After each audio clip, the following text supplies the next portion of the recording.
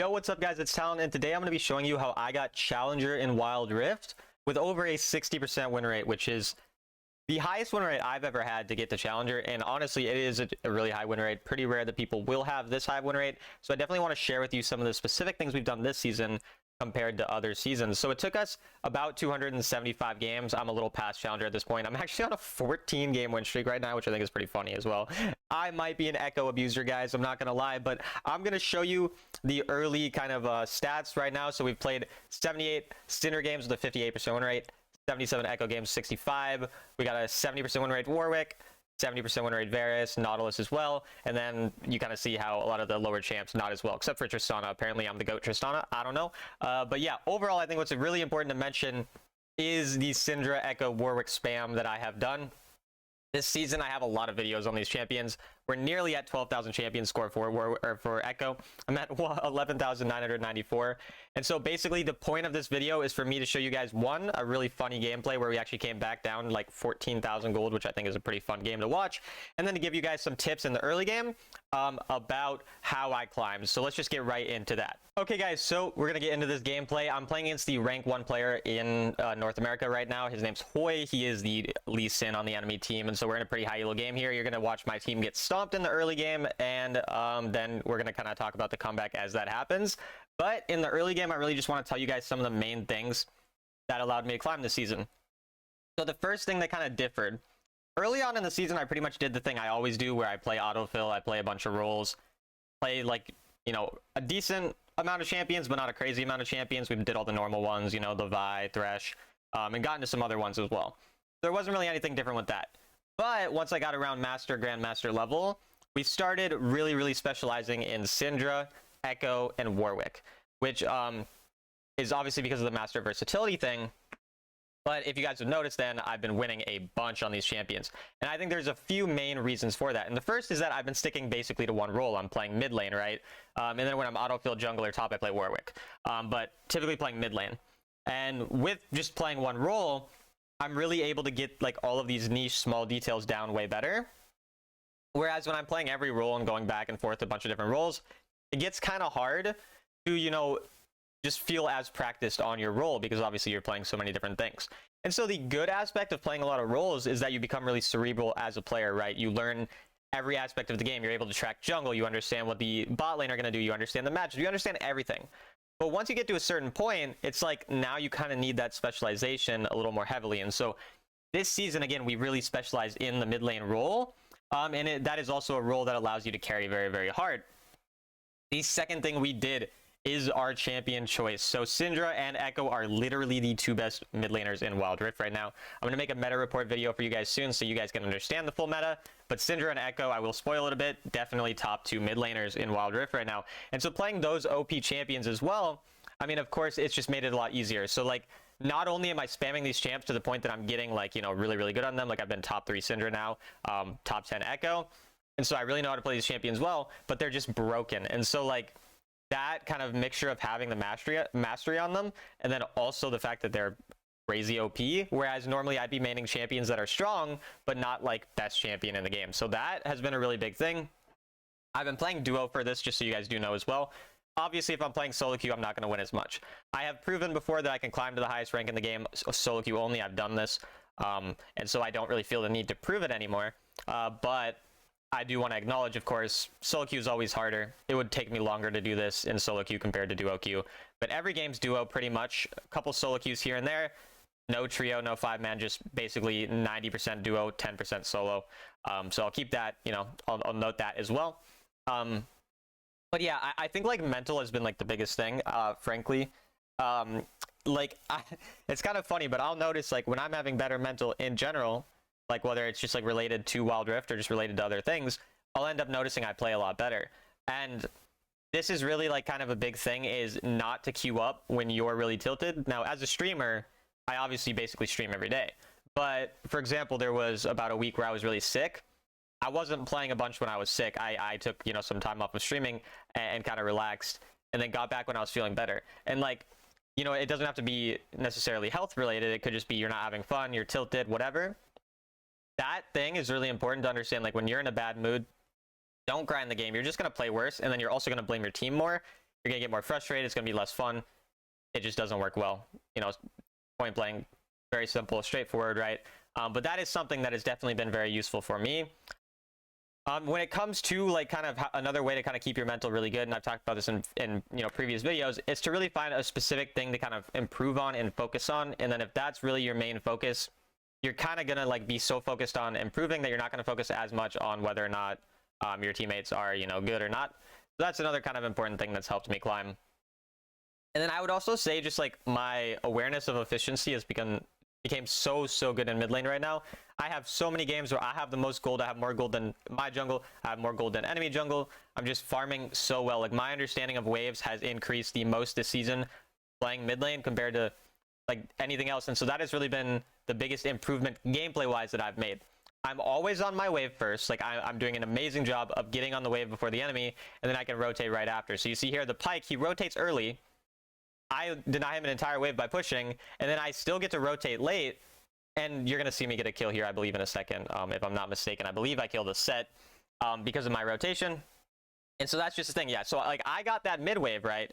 And then I also get the kill on the wave, and then after, or I get the kill on the roam, and then after I roam, I take an additional wave from the roam. So that's another thing. Once I do end up spending my time on a gank, on a roam, I'm squeezing everything I can out of that roam. I'm not just going to be like, okay, I got a gank, let me go back to my lane. No, I'm like, I'm already here. I don't want to waste that 15 seconds to walk to mid lane. I'm going to stick in this turret in this lane. And even if I will maybe lose a wave then now that I'm already there after I push the earlier wave, I'm going to gain way more than, you know, like, because I don't have to move, right? I'm just going to get multiple turrets on top lane. I'm going to do whatever. And then I can rotate once I get that wave, once I get the plates, whatever. And then now I go back here, I push another wave. And then we finally recall because we have a bunch of gold. And so obviously we're kind of shifting into the gameplay a bit. Still want to just talk a little bit generally as well about what's kind of allowed me to have the, you know, the 61% win rate to Challenger. I would just say like another thing as well is just like understanding how to come back. I think that's always like the most important thing. I think a lot of people FF a lot. You're going to see why I don't think FFing is good in this game specifically, especially when you're playing a late game champion like Syndra. Like you see early game, my stacks are really high, 69 stacks at this point, also a funny number, but 69 stacks at this point in the game, quite high. And then I'm also super good gold-wise. I'm doing amazing. Now my team is running it down and we're down 2,000 gold. They're not running it down, but they're playing bad, right? And so we're down 2,000 gold. The game's still looking rough. And you're going to see the game look a lot more rough soon. But despite that, we're still focusing on our consistent things, what we can do. And we're getting, you know, our gold up. And because we're such a scaling champion, we're still going to have that potential to carry late. Even if, again, I showed you guys a gameplay yesterday of me coming back against Jackie, you know, former rank 1. And now you're going to see a gameplay of me coming back against current rank 1. So it's like these types of things happen a lot. These comebacks are more common than you think. And, you know, honestly, if we're not even just talking about rank, it's so satisfying to come back in a game. Like, it's just fun. I love the feeling of coming back in a game so much more than I love this feeling of stomping a game that was really, really easy. And so, like, it's also just fun. Like, try to have fun with the game. If you're enjoying the game, you're enjoying what you do, that's really important. Because, like, another thing for me as a streamer, sometimes I get too concerned with making the best possible content. And I know some people, they get bored of me playing Syndra and Echo every game. But for me, I have a goal, which is the Master of Versatility. And I'm sticking to what is fun for me, which is going for that goal, having some type of objective. And so I stick to what I'm enjoying. And so that's what's important too, is like if you're actually having fun with the game, it's a lot easier to kind of climb and to enjoy it and everything too. So that's an important aspect as well that's allowed me to climb. A lot of these different things are all really useful. Once I do get Echo to 12,000, I will be switching to another champion. Shout out to my Nautilus for the engage there, by the way, free kill for us. So that's cool as well. But yeah, I will be switching to some more champions. We'll be having to finish off Syndra and Warwick. And then once we do Syndra and Warwick, I'm thinking about Nautilus for support because I need one support. And then I might try Gnar because Gnar's cool. Or I might try something else. We'll see. But the only goal is not just to climb in rank. It's also to get this Master Versatility thing and hopefully hit Sovereign in the process, which we're on track to hit Sovereign. And then we might try to go Legend eventually as well. I'm not really aiming for anything higher than Sovereign in rank this season, but I think next season we might try to aim for a high rank because I'll be on summer break for the second half of that season. But we'll see that in due time, right? But again, to go kind of, we'll start shifting more into the gameplay. I think I've talked a lot about you know, how I've kind of climbed this season, what sort of allowed me to do that, and then we're kind of in a good spot. You see me down 4,000 gold right now as a team, but I'm 2-0. I'm getting my gold up, right? I'm already on Soul Stealer before Second Dragon. If you ever hit Soul Stealer before Second Dragon as a Syndra, you're happy. And I'm well past that. I'm already 800 gold past that. I'm getting my fruit to get my gold up even higher. We're just looking really good, right? Like as an individual. And then we outplay, or we juke the Pike there, and then we get him 1 HP. I was pretty sad about him not dying there, I can't lie. But yeah, you can just see my damage is still really, really high. And then the Ezreal kind of overextends, so we're able to get some damage onto him. I think Camille ends up finishing him off. Yeah, Camille does. Or Viego does, so. We at least get some shutdowns onto people, and that's a nice thing too, is like, when you are behind, and now here I also want to point out, I'm just trying to get stacks. Like, I realized that this fight's lost at that point, so my goal was just to get stacks there, and I got 7 stacks out of that little combo. Now I got 8, so now I'm at 100. So I have my evolve, my damage for my ultimate going to be really high now, but my team just died, and we're looking really rough, so I'm just going to focus on farming again. But yeah, I mean, overall, game looking very bad. We're just trying to get gold. We're trying to play opposite side of map. Kind of notice how I'm trying to see if I can maybe make a play top side or do something, or at least just get some waves, because of the fact that I know they're going to get dragon because we're already really behind. That type of thing, right? Just focusing on what we can control. But yeah, the nice thing about when you are behind in a game is the enemy are worth more gold than you, and so you dying doesn't matter as much as them dying. And those like kind of differences, as well as gold bounties, which I think gold bounties are pretty OP. Also, I greeted here. That was pretty greedy of me. But gold bounties make coming back really easy as well. Like, a lot of times when you are behind, usually all of their turrets are up and a lot of your turrets are already down. And so that means that you get 1 kill or 1, 2, 3 kills on the enemy, they make 1 mistake. All of a sudden you get a kill, you get multiple gold bounties on multiple turrets, and you're swinging the gold 4,000 or 5,000 in just one fight. Like, this is genuinely a common thing to happen. And then all of a sudden, imagine you were down 10k gold and now you're down 5k gold. Like, not only that, but the shutdown gold probably went onto your carry, because usually the person doing the most damage is going to get the kill, right? Like, that type of, so it's just like so many ways that you can come back in games, and that's really what we're kind of looking for.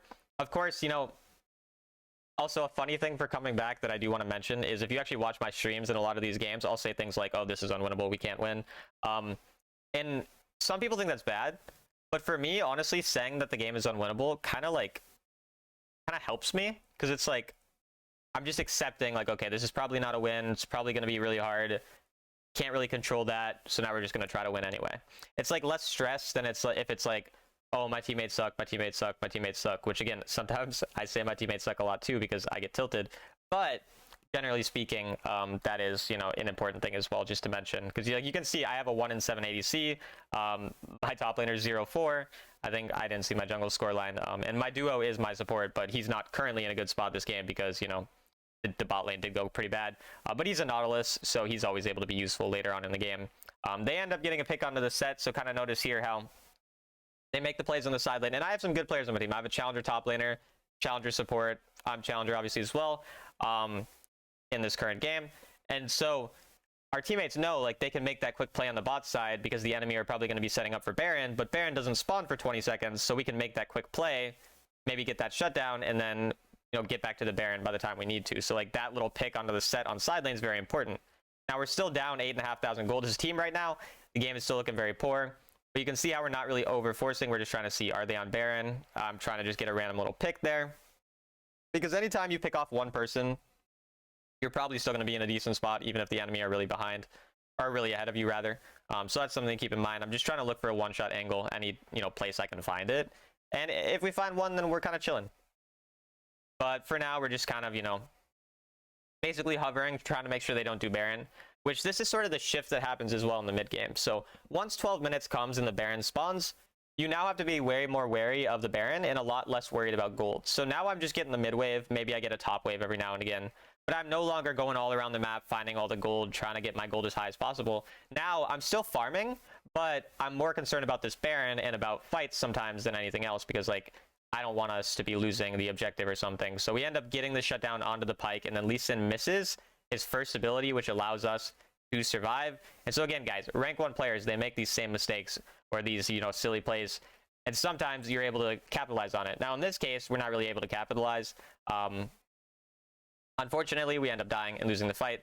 but we try to take that because we saw a decent angle, and now I'm looking to see if I can do anything, but then I'm kind of like, okay, yeah, no, I'm not going to be able to do anything. Let me just back off and go farm a wave instead.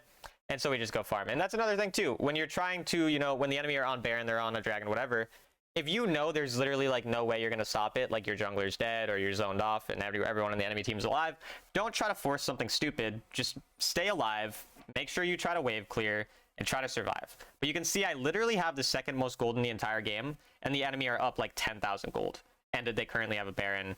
And yet the only person who has more gold than me is someone playing the most broken role in the game on one of the best early game champions in the game, who's also currently rank 1 on the entire server. And that is the only person in this entire game who has more gold than me.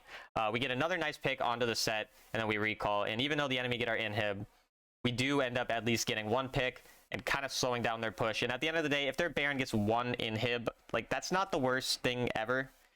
Obviously, you don't want to lose anything on the Baron, but if they only get one inhib off the Baron, like, you know, we can deal with that. It's winnable. And so now we're trying to get crown here, but I missed my CS because I suck. But my team gets a pick onto the Ezreal. And so again, you see how much people overextend even in high elo games. Again, I have 3 challengers on my team. I assume the enemy have some high elo players as well. Obviously, they have the jungler, like we mentioned. And so even they are going to randomly overextend on the side lane when the dragon's up or whatever. It's like, if you guys really think your teammates are that bad, which I think they are, like most Wild Rift players are pretty bad, I'm going to be honest with you. But you have to kind of extend that same statement towards the enemy as well. If the enemy are bad as well, you can, all you want, say your team is bad, that's fine. But realize most of your opponents are not good either. Maybe your opponents are slightly better than your teammates, and sometimes, you know, your opponents do go 12-0 and pop off and destroy your team, and that happens, right? But more often than not, your opponents are really not good either. Like, that's just the reality, and that's something that a lot of people don't think about. So that's, you know, another thing. And just kind of mentioning a lot of random tips to climb in this video as we get to the interesting part where we somehow win this game. You know I am spoiling a bit. Sometimes that's not cool to do, but I feel like a lot of times my channel is not necessarily about the result. It's more about learning from the results. So we don't care too much about whether or not I spoil. Sometimes we're going for QSS because they have some CC, and so I want to, you know, potentially block that as well. That's why I have the cleanse also. And usually I will go for my cleanse slash stasis or my QSS slash stasis after a third item. Like 90% of games I'll do that. Every once in a while I'll do it earlier. Sometimes I'll do it later. But usually after the death cap is kind of the big thing, because like now you hit death cap, you have that big spike, and now you're kind of okay with spending some gold on defense. So we're just kind of sitting here trying to see if we can shut anyone down. Unfortunately, Lee sends stasis our ultimate, so you don't end up killing him, and everyone is really low. But the lead does eventually die, which makes me happy, of course. And we try to get them. They're all really low, so I'm trying to see if I can outplay with my QSS or something, but it doesn't really work out. So yeah, we're trying to chase them down, trying to mess up their tempo, see if we can get a pick. Because if we get one more pick, we just get the Baron. So that's kind of like the goal right now, is like make them overextend, make them force. And if they do force onto us, it'd be really good. Unfortunately, Viego decides, hey, actually, I kind of like losing Wild Rift games. And so then he does that. But yeah, we kind of get screwed over, though I think we end up living, luckily. So yeah, we are still really, really rough. I think they might even get this Baron. They have Soul. They're up about 9K right now. The game is just looking, no, they're up 11K, and they're about to get Baron. So, or I don't know if they get Baron. I kind of don't remember what happens here. Also, I didn't mention this, but I might as well mention this now. I'm on a 14-game win streak right now. That's still ongoing, so we'll see if I get it longer tonight as I play. But I'm currently on a 14-game win streak, which is pretty crazy. So that was also cool. I'm up like 67 marks now from that win streak. But yeah, the enemy kind of like forcing the Baron. We end up getting the shutdown. I think this is where the game kind of starts to shift, where we get a couple of them. They kind of int around the Baron. Baron's oftentimes where the enemy do end up inting. The Lee Sin dies as well. Then the Ezreal, he's kind of being, you know, a little bit of a menace there. But we still are doing pretty well. We're just kind of spacing here, just trying to sit at the edge of his range. Luckily dodge that, and then Ezreal gets hit by the stun. And I believe we end up killing him. Kind of forget what happens. I tried to predict his dash. I did not predict correctly, but we do still kill him. And so yeah, this is kind of where the enemy ints, and Barons are a really common time for people to int, where they'll kill your jungler, they'll kill one person, they try to force it, and then something like this happens where you end up killing them, outplaying them, and then the game kind of shifts. So now we got the Baron. Then we're going to go try to force the Elder right after. and now the game's actually looking winnable. I think I just hit full build as well. So that's the thing too. It's like, imagine we got in this situation, but I got tilted and I didn't really care anymore. I gave up, and then I was like 3 items because I wasn't farming properly. I wasn't doing all these things I tell you guys to do. Well, then after the enemy inted one time, it wouldn't matter because I wouldn't be strong enough to carry. But instead, I'm literally full build because of all the stuff we did in the early game, despite our team really not helping us out too much in the early game, apart from Nautilus making some good plays for us, who is my duo, so shout out to Nautilus. But now, because we are on 5 items, like, I can one-shot every single person on the enemy team, not named Set, because he's a bit of a beefy boy. So we're really just looking for that, right? Like, can we one-shot someone? Will someone get in our range? I'm trying to be patient with my ultimate because I know they have a lot of stasises, so I'm trying to wait out the stasises or the main defensive things if I can. And then we do end up getting the Lee Sin stasis out, and so now that his stasis is out, I can potentially ult someone. We end up ulting the Pyke, getting the kill onto the Pyke, and then again, now that we've gotten that 1 pick, we're kind of playing this fight safe. Since the Lee Sin's pretty far away, we just go for the Elder Dragon, since he's pretty low as well, and then I'm looking mostly to zone them, but also get a bit of damage onto it if I can. But the main goal is kind of to zone, make sure we are able to hit the smite, and then just get some good poke onto the enemy. So we end up poking out the Ezreal, poking out the Set. Jungle hits the smite. Thank you, Jungle, for not missing that. I appreciate you very, very much. Then we end up getting 1 kill. I believe we end up flashing and ulting onto the Ezreal here afterwards, because you get that bonus ult range when you get the evolve, and so you're able to just one-shot him. Look at my burst damage.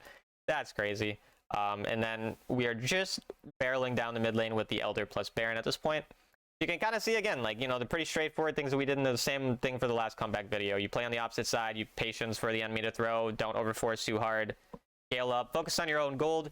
The enemy, they're going to make mistakes, something that happens a lot. Pyke's going to randomly int into you, give you free kills, and somehow you're going to be 10-1-4, and you're going to win a game, and then you're going to go on a 14-win streak, and you're going to get Challenger. Hopefully, I hope that's what happens to you guys. It's what happened to me, and I'm trying to, like, manifest it for you guys as well, so hopefully that happens. But we'll show you the final screen here, and I'll quickly shout out as well the main people I duoed with. So Loser is going to be the person you see get MVP right here. That's the person I probably duoed with the second most, and then Burnt Skywalker, aka Shyster Nick. He streams on Twitch. His name is Shyster Nick, SCHISTERNICK.